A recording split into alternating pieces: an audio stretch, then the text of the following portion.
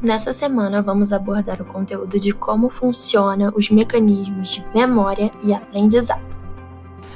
O aprendizado é a aquisição de novas informações e de novos conhecimentos, enquanto a memória é a retenção dessa informação aprendida.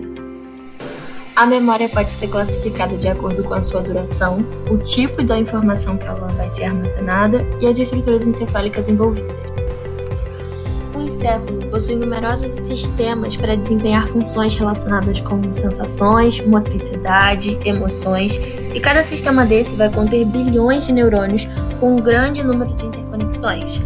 Mas não temos um neurônio de memória ou uma célula específica que sirva para guardar essas informações.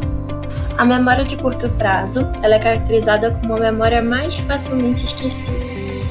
É uma memória que dura de segundos a horas e se elas não forem reforçadas, elas vão ser perdidas para sempre. Por exemplo, você lembra o que você jantou no domingo? Há também aquela memória que chamamos de memória de trabalho, que é uma forma temporária de armazenamento de informação, que também tem uma capacidade limitada e ela exige repetição e ensaio para ser conservada. Já as memórias de longo prazo são aquelas que você pode recordar dias, meses ou até anos depois de terem sido originalmente armazenadas. O processo de consolidação da memória através de informação sensorial consiste no armazenamento da memória de curto prazo sendo consolidada numa memória de longo prazo.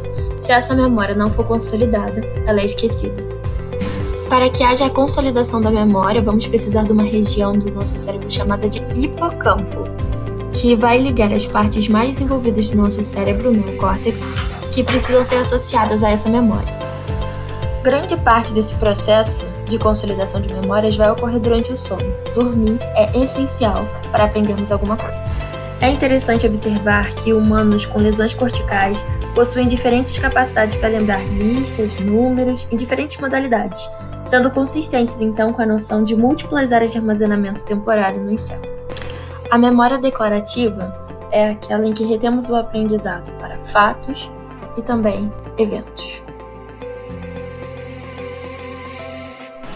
As memórias não declarativas vão se dividir em diversas categorias, mas o tipo que nos interessa mais especialmente vai ser a memória de procedimentos. Ou seja, uma memória para habilidades, hábitos e comportamentos, como por exemplo, aprender a tocar piano e andar de bicicleta.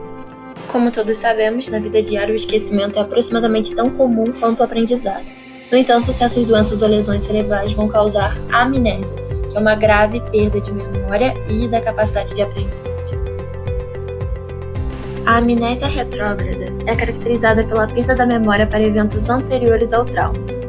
Então, você vai esquecer coisas que você já sabia. Nos casos mais graves, pode haver uma completa amnésia para toda a informação declarativa aprendida antes do trauma. A amnésia anterógrada, por sua vez, é a incapacidade de formar novas memórias após um trauma cerebral. Se a amnésia anterógrada for grave, a pessoa pode tornar-se incapaz de aprender qualquer coisa nova. Mas em casos menos graves, o aprendizado torna-se lento e requer mais repetição do que o normal. O lobo temporal é a região do cérebro mais importante para o registro de eventos passados. Nos lobos temporais temos o neocórtex temporal, que pode ser um sítio de armazenamento da memória de longo prazo. E também temos o hipocampo e outras estruturas, que são críticas para a formação das memórias declarativas. Para a complementação do aprendizado de vocês, por favor, acessem o e-book de neurociências e também a atividade no fim do link. Obrigada pela atenção.